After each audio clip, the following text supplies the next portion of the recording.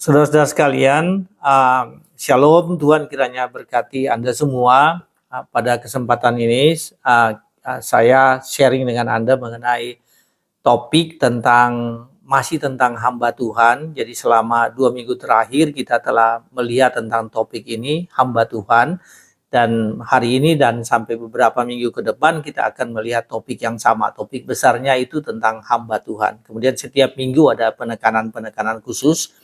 Dan topik atau tema besar hamba Tuhan ini kita ambil dari Yesaya pasal 49 sampai Yesaya pasal 55. Kalau Anda membaca Alkitab Anda membuka Alkitab Anda dan Anda akan melihat bahwa Yesaya 49 sampai 55 itu judulnya itu tema dari pasal-pasal ini adalah hamba Tuhan. Dan seperti saya sebutkan tadi, setiap pasal mempunyai penekanan-penekanan tersendiri. Dan pada hari ini tema kita yaitu hamba Tuhan yang tidak dilupakan dan tidak ditinggalkan. Itu tema kita pada hari ini. Diambil dari Yesaya 49 ayat 14 sampai ayatnya yang ke-21. Nah,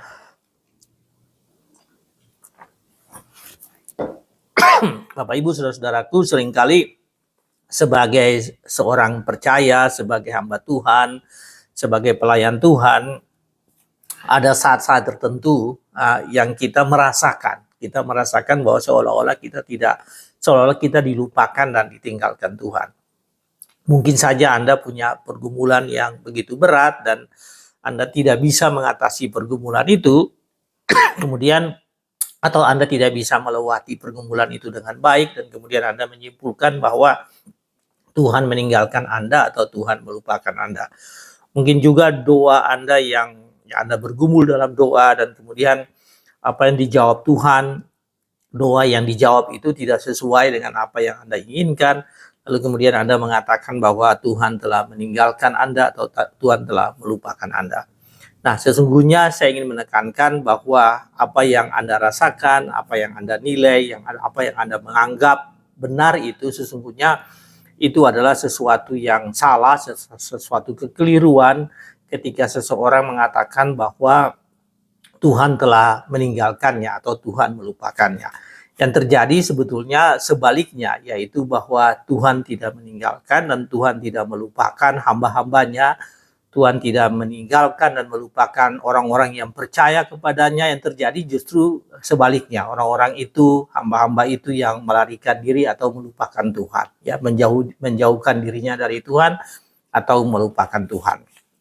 Nah, saudara sekalian, Yesaya 49 ayat 14 sampai ayatnya yang ke-21 menekankan tentang hal ini, tentang bagaimana Tuhan menyatakan kepada orang-orang Yehuda bahwa Tuhan tetap mengasihi mereka, Allah Yahweh tetap mengasihi mereka, dan meskipun nantinya mereka dibuang ke dalam pembuangan, yaitu ke bangsa lain, ke negara lain, yaitu ke Babilonia, ke Median, dan ke Persia, ya, mereka dibuang ke sana, tapi itu tidak berarti bahwa Tuhan melupakan mereka atau Tuhan meninggalkan mereka. Dan sebelum kejadian itu terjadi, Tuhan telah menyampaikan itu kepada mereka bahwa karena pelanggaran-pelanggaran mereka dan kesalahan-kesalahan mereka, pemberontakan mereka terhadap Tuhan, sebagai akibatnya memang Tuhan membuang mereka, tapi Tuhan tidak melupakan dan meninggalkan mereka. Pada akhirnya mereka kembali ke Yehuda, ya, sampai setelah tahun tertentu, setelah masa tertentu mereka kembali ke Yehuda dan mereka hidup dalam berkat Tuhan. Nah, saudara-saudara sekalian, kita akan melihat itu dari Yesaya pasal 49 ayat 14 sampai 21. Nah, kalau Anda membaca Yesaya 49 dan saya berharap bahwa nanti Anda bisa membacanya, Yesaya 49 pasal 14-21, perikop ini bisa dibagi menjadi dua bagian besar. Yang pertama yaitu bahwa pernyataan Tuhan bahwa Tuhan tidak melupakan dan meninggalkan umat pilihannya. Dan yang kedua adalah Tuhan memberikan bukti-bukti itu. Bukti-bukti bahwa Tuhan tidak meninggalkan mereka dan Tuhan tidak melupakan mereka. Malahan Tuhan sangat mengasihi mereka. Nah, saudara, mari kita melihat hal yang pertama. Hal yang pertama yaitu bahwa Tuhan tidak melupakan dan tidak meninggalkan umat pilihannya atau hamba-hambanya, ya, hamba Tuhan, orang percaya. Tuhan tidak melupakan dan meninggalkan mereka. Dari pasal 49 ayat 14 bunyinya demikian. Sion berkata, Tuhan telah meninggalkan aku dan Tuhan telah melupakan aku. Demikian bunyi 49 ayat 14. Tuhan telah meninggalkan aku dan Tuhan telah melupakan aku. Itu adalah statement yang disampaikan oleh Sion. Nah, Sion ini adalah Yerusalem dan itu adalah gambaran mengenai Yehuda, penduduk Yehuda. Jadi Yehuda mengatakan Tuhan telah meninggalkan aku dan Tuhan telah melupakan aku. Jadi kalimat yang digunakan di sini adalah kalimat yang sempurna, ya. Jadi bahwa itu telah terjadi. Tuhan telah meninggalkan mereka dan Tuhan telah melupakan mereka. Nah, sesungguhnya ini adalah pandangan atau asumsi yang disampaikan, yang dipercaya oleh orang-orang Yehuda pada saat itu. Kenyataannya Tuhan tidak meninggalkan mereka.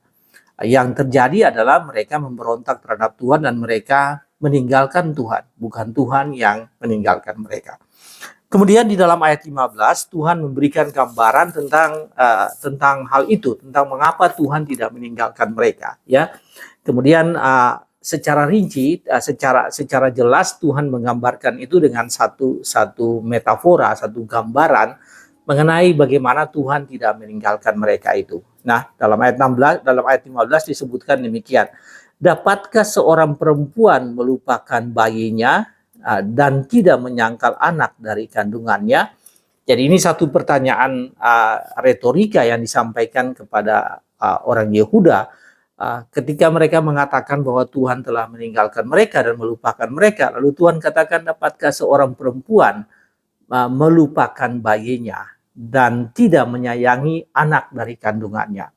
Nah, di sini Tuhan ingin menjelaskan kepada orang Israel hal itu tidak mungkin terjadi, seperti seorang perempuan yang tidak melupakan bayinya, seorang ibu yang tidak melupakan bayinya. Demikianlah Tuhan tidak melupakan mereka. Seperti seorang ibu yang menyayangi anak dari kandungannya, demikianlah Tuhan tetap menyayangi Yehuda. Nah, saudara-saudara sekalian, kemudian ditekankan kembali di dalam ayat 15 ini, ya. Kalaupun dia melupakannya, Alkitab mengatakan begini, kalaupun dia melupakannya, kalaupun perempuan itu melupakannya, aku tidak akan melupakan engkau. Jadi sebagai salah satu penekanan terhadap bagaimana Tuhan begitu mengasihi orang Yehuda pada saat itu, Tuhan mengatakan seperti perempuan yang tidak melupakan, atau seorang ibu yang tidak melupakan anak-anaknya, demikianlah Tuhan tidak melupakan mereka. Namun demikian, kalaupun perempuan itu melupakan anak-anaknya, maka aku tidak akan melupakan engkau. Nah, Bapak Ibu saudara-saudaraku, ini menggambarkan bagaimana kasih Tuhan kepada orang-orang Israel.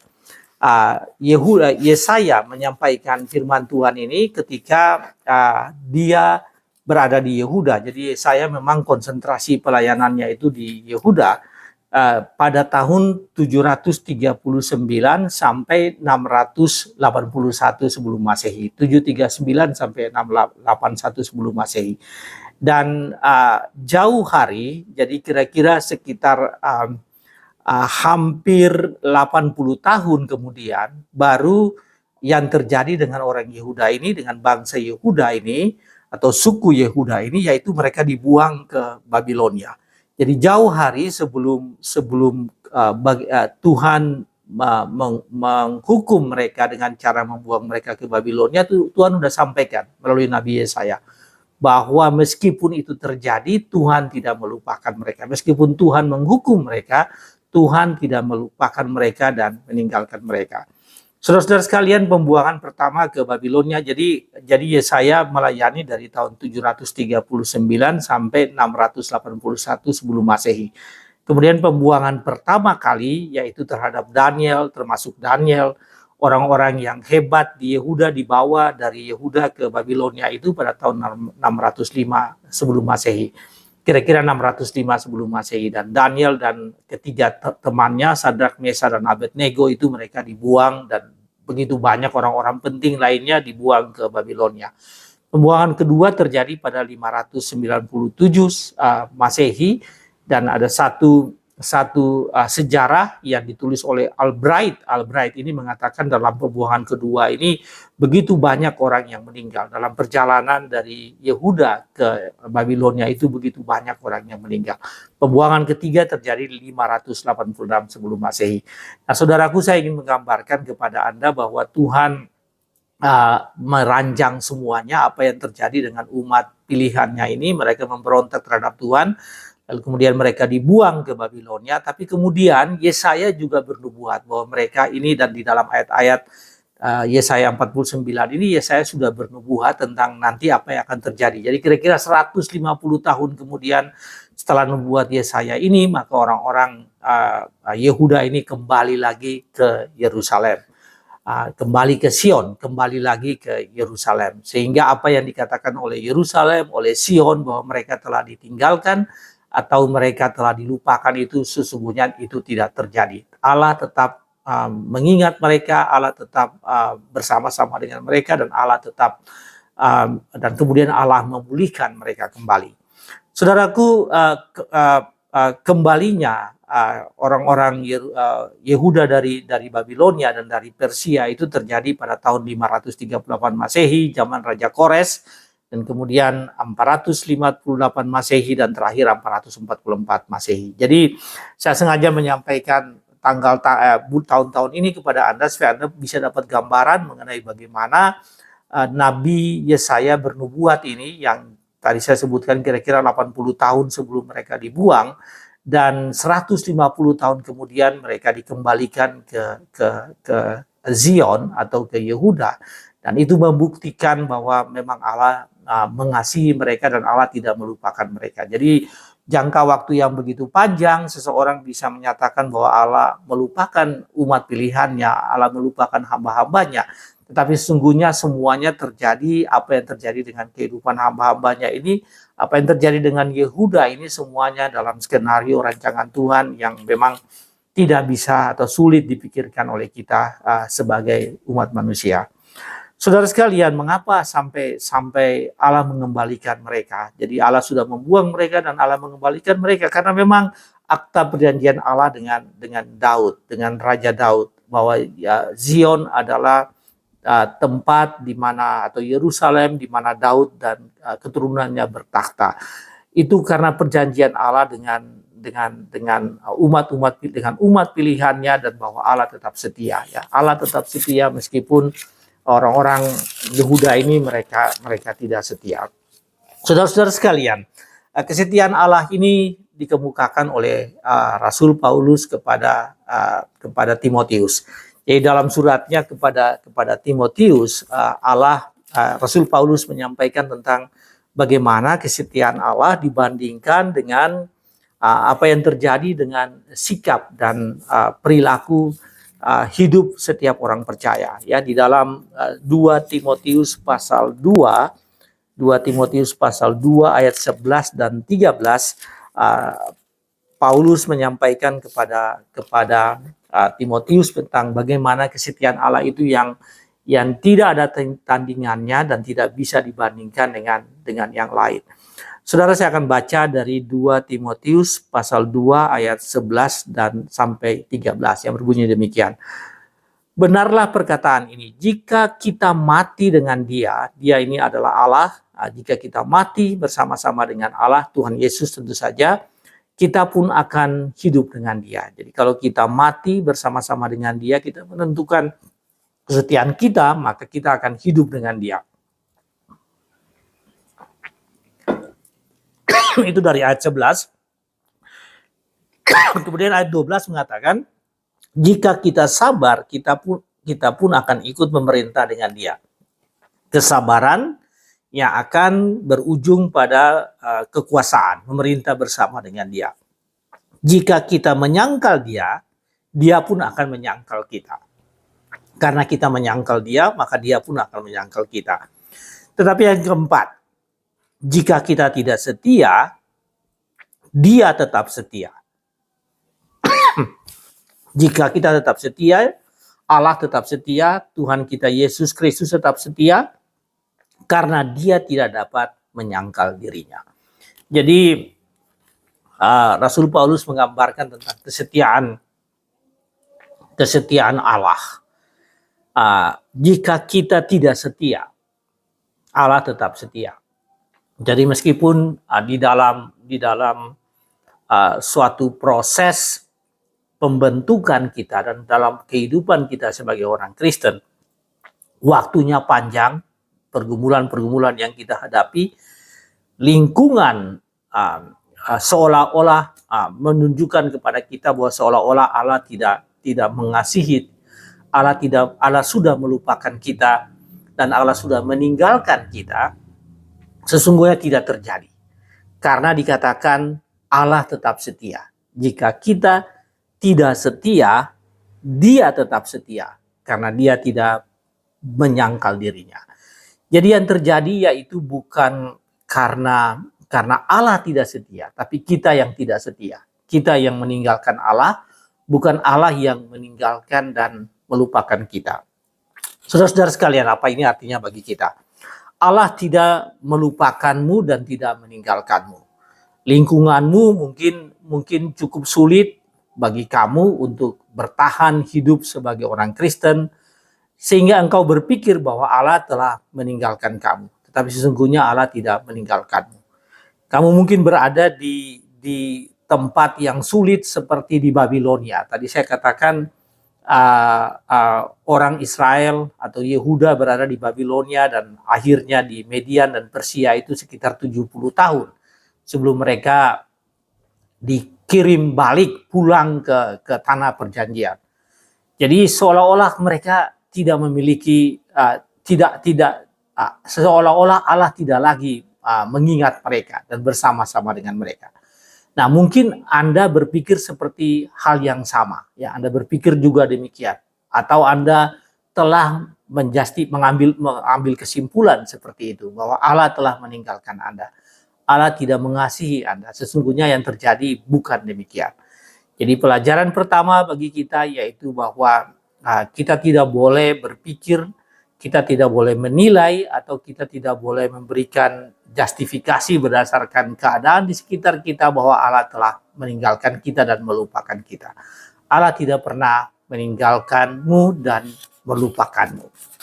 Nah, saudara, itu hal yang pertama. Hal yang kedua yang kita bisa belajar dari Yesaya 49 ini, yaitu tentang 49 ayat 14 sampai 21 ini tentang bukti-bukti bahwa Allah tetap mengasihi Yehuda. Bukti-bukti bahwa Allah tetap mengasihi Yerusalem dan Allah memulihkan mereka. Jadi bukti-bukti itu terambil dari ayat 16 sampai ayatnya yang ke-21. Ayat 16 mengatakan demikian. Ayat 16 mengatakan begini, lihat, aku telah melukiskan engkau di telapak tanganku. Lihat, aku telah melukiskan engkau di telapak tanganku. Saudara, sebagai bukti bahwa Allah tidak melupakan mereka, maka Allah mengukir mereka. Ya, ini dikatakan di dalam ayat 16 bahwa Allah melukis mereka. Ya, Allah melukis mereka di telapak tangan Allah. Jadi Allah melukis orang-orang percaya ini, hamba-hamba Tuhan ini di telapak tangannya. Dan saudara, kalau Anda baca di bahasa Indonesia, memang bunyinya seperti demikian. Allah telah melukiskan engkau di telapak tangan. Aku telah melukiskan engkau. Ini perkataan Allah sendiri. Aku telah melukiskan engkau di telapak tanganku. Tetapi kalau Anda membaca dalam bahasa lain, bahasa Inggris, sebetulnya ini adalah bentuk yang plural. Ya, jadi dalam bahasa Indonesia seolah-olah ini bentuknya yang singular, tapi kalau Anda baca dalam bahasa Inggris ini bentuknya yang plural. Sehingga harusnya dibaca seperti ini. Aku telah melukiskan engkau di kedua telapak tanganku. Ya, aku telah melukiskan engkau di kedua telapak tanganku. Jadi bukan hanya satu telapak tangan, tapi dua-dua telapak tangan. Nah, ini membuktikan bahwa sangat dekat, bahwa kamu itu sangat dekat dengan aku. Kamu tetap aku ingat, karena itu aku telah melukiskan engkau di kedua telapak tanganku. Saudara, kalau dengan bahasa sekarang ini, telah gambar kamu itu ada di telapak tanganku. Dan kalau gambar ini ya semacam tidak hilang, dan semacam tato ya yang ada di dalam telapak tangan itu dan tidak hilang. Nah itulah bagaimana kesetiaan Allah kepada umatnya, sehingga mereka telah dilukiskannya di kedua telapak tangannya.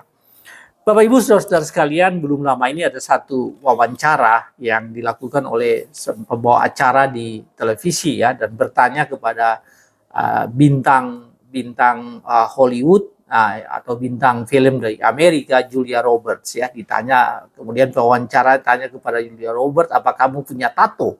Dan dia katakan dia punya beberapa tato, dan tato itu ternyata apa? Ternyata di tubuhnya dia, di tubuhnya Julia Roberts ini ada tato dari 3 nama anaknya. Dari 3 nama anaknya itu dia tato di tubuhnya, dan memang tidak dijelaskan di bagian mana dari tubuhnya, tapi ada 3 nama anaknya dan inisial dari nama suaminya. Dan luar biasa, Julia Roberts memberikan kesaksian bahwa tato-tato ini ditulis itu jauh hari sebelum dia menikah dan jauh hari sebelum anak-anaknya ini lahir. Jadi begitu luar biasa, Julia Roberts begitu yakin bahwa nantinya ini dia akan memiliki suami, akan kawin, menikah, memiliki suami dan 3 orang anak. Dan karena itu nama-nama mereka dia tato di tubuhnya. Saudara-saudara sekalian, ini sekedar ilustrasi, tapi menggambarkan bagaimana kesetiaan dan keyakinan akan kepada bagaimana Allah sangat mengasihi kita dengan cara dan selalu mengingat akan umatnya dengan cara mereka diukir di kedua telapak tangannya. Saudara, bagian B dari ayat 16 ini mengatakan demikian. Nah, tembok-tembokmu senantiasa di pelupuk mataku. Jadi kalau bagian A dari ayat 16 dikatakan, lihat aku telah melukiskan engkau di telapak tanganku. Kemudian bagian B mengatakan, tembok-tembokmu senantiasa di pelupuk mataku. Dalam terjemahan TB2, kalau dalam TB1 ya dikatakan tembok-tembokmu di ruang mataku. Di dalam TB2 ini dikatakan tembok-tembokmu senantiasa di pelupuk mataku. TB1, tembok-tembokmu selalu di ruang mataku. Jadi menggambarkan tentang bagaimana bukan saja ada di telapak tangan, tapi Tuhan mengatakan bahwa di pelupuk matanya itu dia selalu di sana ada, atau di ruang matanya itu di sana ada Yerusalem. Di sana ada tembok-tembok Yerusalem. Tuhan selalu mengingat itu, melihat itu, bagaimana kemegahan dari tembok-tembok Yerusalem. Dan karena itu tidak pernah dilupakan oleh Tuhan. Bapak Ibu Saudara-saudara sekalian, dalam Mazmur Daud ya, Daud mengatakan bahwa dia berdoa ya di dalam Mazmur 17 ayat 22. Nah, doa Daud, dan Daud sampaikan kepada Tuhan bahwa peliharalah aku seperti biji matamu. Dan kita memang sering mendengarkan tentang ayat ini, bagaimana Daud menyampaikan bahwa dirinya itu adalah biji mata Allah. Artinya Allah selalu memperhatikan. Kepada Yerusalem, kepada Yehuda, Allah mengatakan bahwa tembok-tembokmu selalu ada di ruang mataku, selalu ada di pelupuk mataku. Bapak Ibu, itu adalah bukti tentang bagaimana Allah tetap setia dan mengasihi Yerusalem, sehingga dia mencatat mereka di kedua telapak tangannya. Kemudian dia selalu ada di matanya. Jadi tembok-tembok ini selalu ada di mata Allah ya. Jadi Allah mengingat itu dengan cara mencatat itu di telapak tangannya, dan selalu mengingat mereka dengan cara ada di ruang mata Allah. Allah selalu mengingat mereka dengan atau senantiasa mengasihi, mencintai, dan tidak melupakan mereka, karena gambaran yang Allah berikan seperti itu. Ya, begitu dekat dan bagian dari kehidupan mereka itu ada selalu bersama-sama dengan Allah. Saudara sekalian, kalau Anda membaca dari ayat 17 sampai ayatnya yang ke-21 juga menyatakan hal yang sama, bukti-bukti lain. Orang-orang yang mengasihimu, berbuat baik bagimu akan dikumpulkan di sekitarmu. Itu kalau Anda baca di ayat 17 dan 19. Kemudian orang-orang lain yang memusuhimu akan disingkirkan daripadamu. Kemudian di dalam ayat 20 dan ayat 21 juga dikatakan hal yang serupa, bahwa rumah tanggamu akan diberkati, anak-anakmu akan dipelihara, kamu akan menjadi bermanfaat atau produktif di bidang kamu masing-masing atau di dalam kehidupanmu.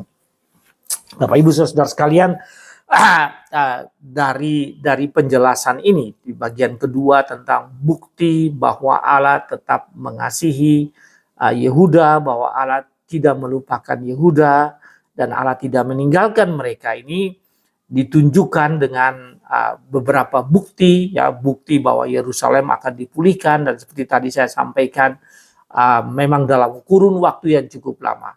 Yesaya bernubuat sampai terjadi pembuangan itu kira-kira 80 tahun, dan kemudian sampai kembali mereka ke Yerusalem, dan apa yang dinubuatkan ini dinyatakan dengan kembalinya Yerusalem dan Yehuda ke tanah perjanjian itu kira-kira 150 tahun lamanya, dan itu menggambarkan bahwa Allah tidak melupakan apa yang Dia sudah janjikan di dalam kepada nenek moyang orang-orang Yehuda, nenek moyang Israel, yaitu kepada Abraham, kepada Ishak dan Yakub.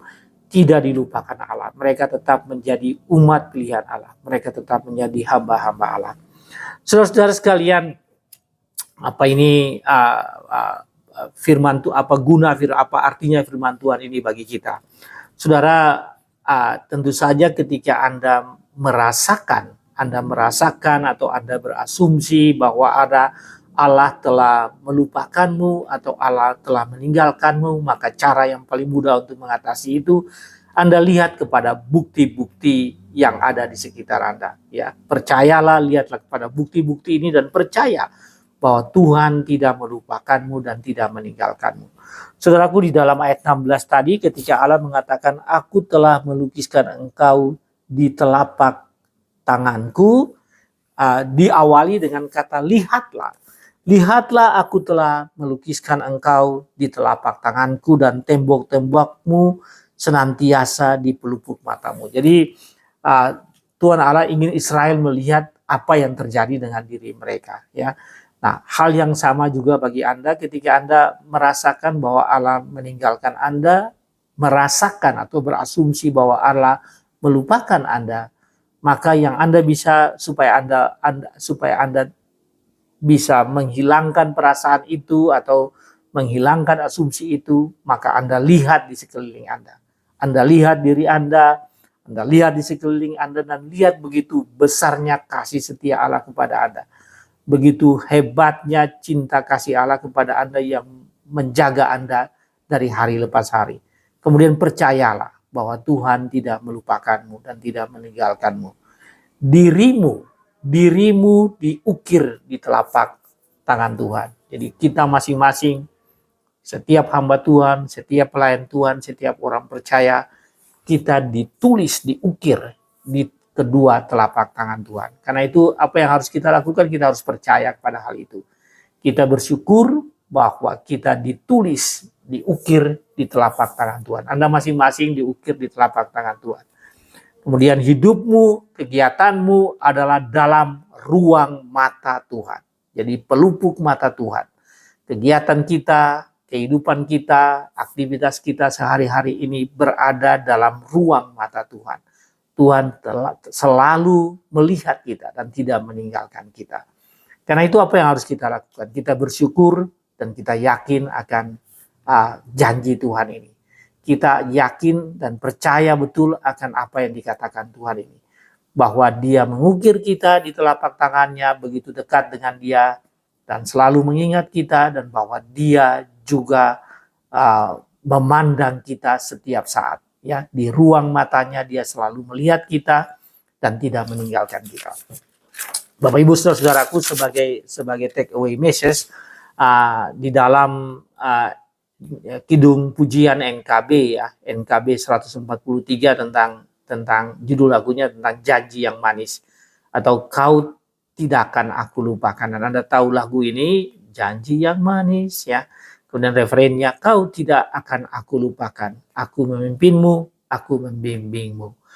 Kau tidak akan aku lupakan, aku penolongmu, yakinlah teguh. Saudara sekalian, firman Tuhan pada hari ini menjelaskan kepada kita, menyampaikan kepada kita bahwa mungkin saja kita berasumsi, kita beranggapan, kita menilai, dan kita mengambil kesimpulan bagi kita sendiri. Berdasarkan apa yang kita gumuli, berdasarkan lingkungan kita, bahwa Allah telah meninggalkan kita dan melupakan kita. Sesungguhnya itu tidak terjadi. Kalaupun kita merasakan seperti itu, hari ini firman Tuhan mengingatkan kita bahwa kita tidak boleh memiliki pandangan seperti itu, memiliki asumsi seperti itu, menilai seperti itu. Kita begitu berbahagia, Anda adalah orang yang sangat berbahagia karena Allah selalu bersama-sama dengan Anda. Hamba-hamba Tuhan adalah mereka yang selalu bersama-sama dengan Allah. Allah selalu memperhatikanmu, Allah memeliharamu, Dia tidak melupakanmu dan Dia tidak meninggalkanmu. Tuhan berkati saudara sekalian. Amin.